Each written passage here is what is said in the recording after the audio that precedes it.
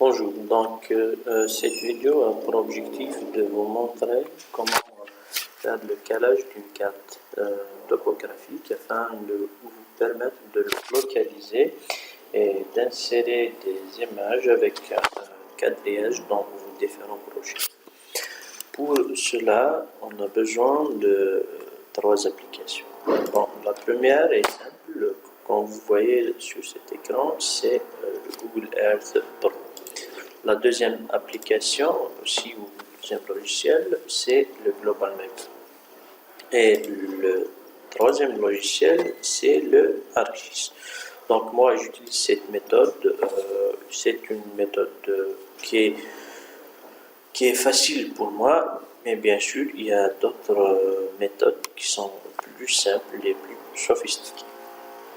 Tout d'abord, on a une carte topographique, comme on le voit sur cette image, qui est scannée et qui n'est pas géoréférencée. C'est-à-dire, lorsqu'on ouvre cette carte avec un logiciel qui a pour objectif la réalisation des SIG, on ne peut pas avoir une carte géoréférencée dans ses propres coordonnées. Pour cela, tout d'abord, nous allons définir les 4 coins de la carte topographique dans Google Earth, avec des points Google Earth. Les 4 coins pour les cartes topographiques sont définis par des coordonnées exactes. Le premier point, c'est la coordonnée de 3 degrés 45 minutes est. Donc on va insérer un point. De préférence avoir une forme de point circulaire. On va l'appeler 1. Je dois changer le système de coordonnées. Donc, outils, options, degrés, minutes, secondes. Ok. J'insère un point. Exact. Donc, je lui donne une forme circulaire. Le nom, je vais lui donner le nom 1. J'en ai besoin de x, de x 3 degrés 45 minutes est, 0,3, 45 et 0,3, 45 et 0 secondes ou 2 carrément les secondes. Ce qui concerne le nord, c'est 36 degrés 45 minutes. Donc, c'est degrés 45 minutes et 0 secondes. Ok. Donc, on a notre point qui s'affiche et qui est bien localisé dans Google Earth. On va maintenant vers le deuxième point. On a 4 degrés 0 minutes est, bien sûr. 4 degrés 0 minutes et 0 secondes. On a la coordonnée Y, 36 degrés, la latitude 36 degrés nord 45 minutes, 36 degrés 45 minutes et 0 secondes. Donc, on insère le deuxième point, pardon. Apparemment, j'ai fait une erreur. 4, non, j'ai pas fait de 4 degrés, 0 secondes, 4 degrés, 0 minutes, donc c'est degrés, 5 secondes. Reste. Non. Non, je n'ai pas fait. C'est le deuxième point. Ok. Donc, on va définir un troisième point. Généralement, bon, 3 points, c'est suffisant. C'est suffisant pour le calage de cette carte. Donc, on a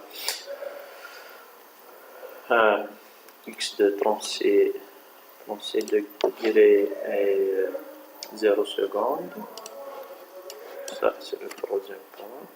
36 degrés, 0 minutes et 0 secondes.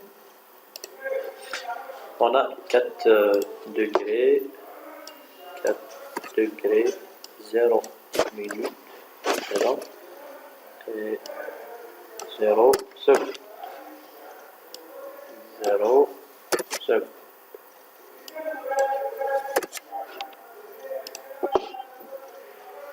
Le troisième point est où? Pardon, propriété. Troisième point, 36, 4, 36. Laisse l'espace.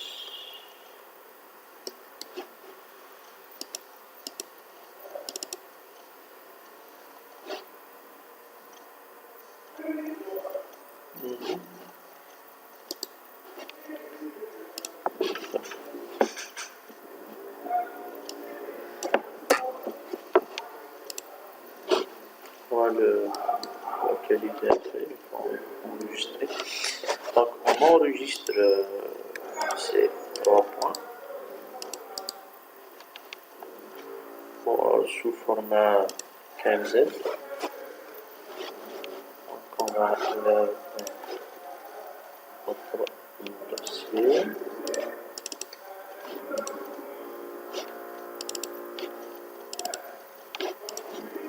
Là, on va créer un dossier qu'on va appeler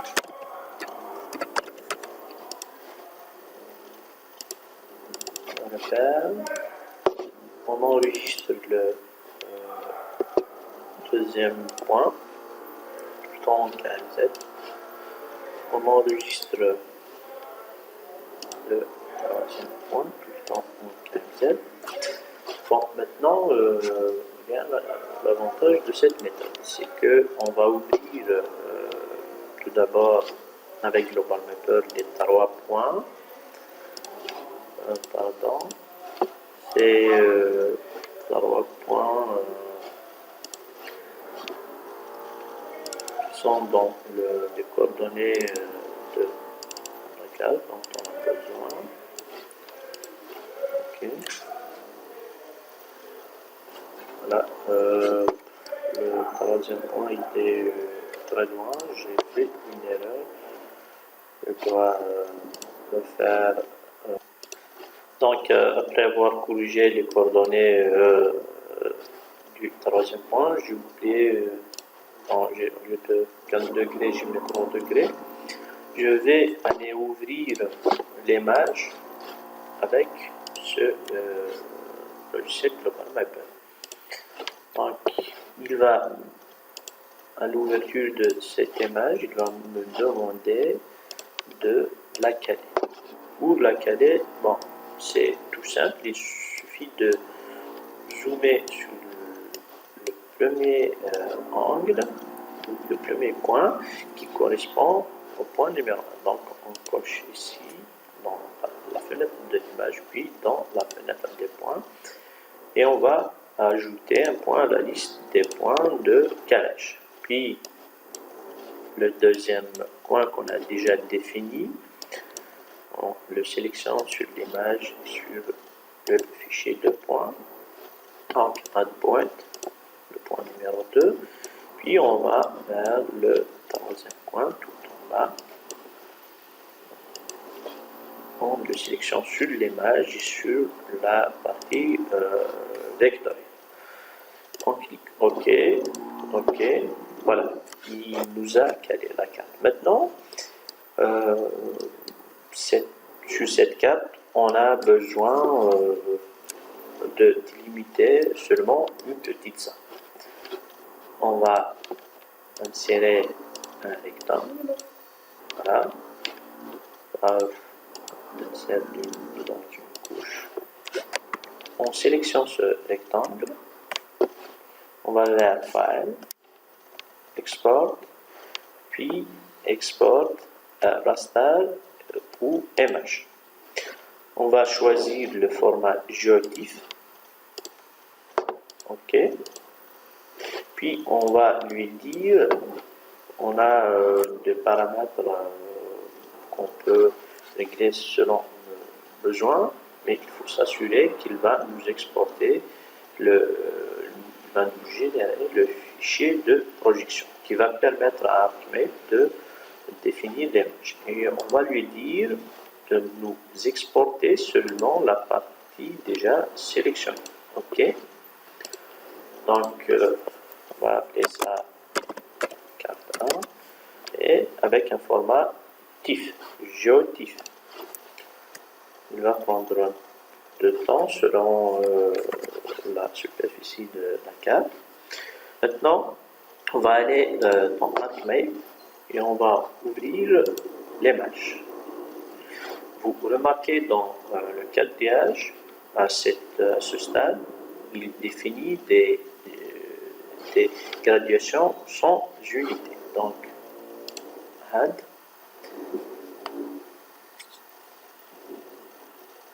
on va aller dans le dossier, là où on a enregistré notre partie d'image.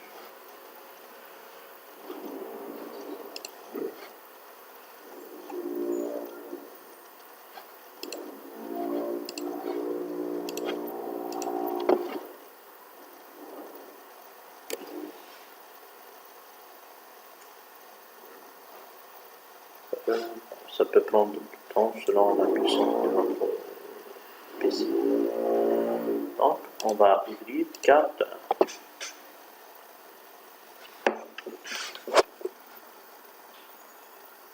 Yes.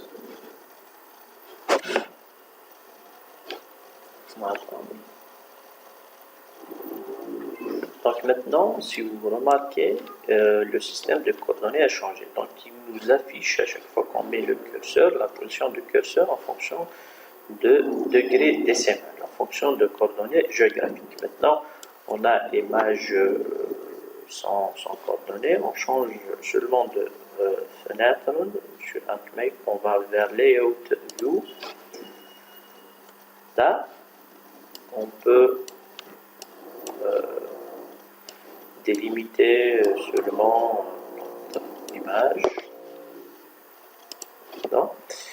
Puis on va définir un système, un quadrillage. Comment qu'on va faire? On va sélectionner cette image, puis on clique sur la droite de la souris, donc Properties. On va dans Grids, ça se peut que vous tombez sur Général ou autre chose. On va dans Grids, New Grid. On va définir un nouveau quadrillage. On va mettre tout d'abord suivant, puis appliquer, OK.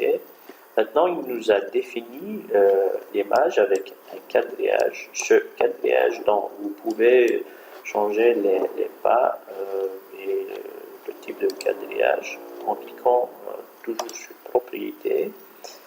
Et vous verrez qu'il a créé des fichiers de graduation que vous pouvez changer à votre guise. Donc, on va mettre OK. Donc, comment que vous pouvez le changer?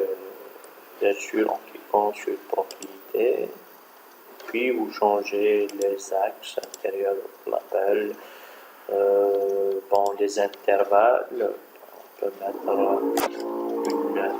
une minute pour les X, une minute pour les Y, par exemple. Le hatching ou les lines, on va mettre des croix. Cliquez, OK, cliquez, OK. Vous voyez qu'il change. On peut insérer aussi insérer flèche plus là. Voilà.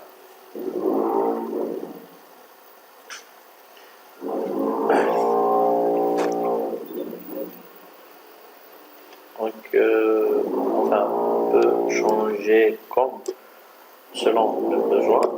Puis, on exporte cette carte. On va dans File, Export, Map.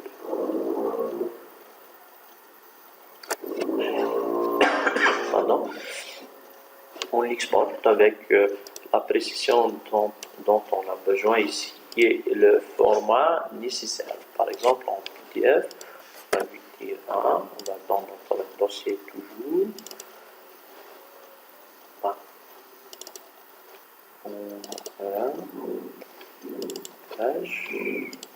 Ok. Il va l'exporter tel qu'il est affiché sur cet écran. À l'ouverture, on aura ça. La carte PDF.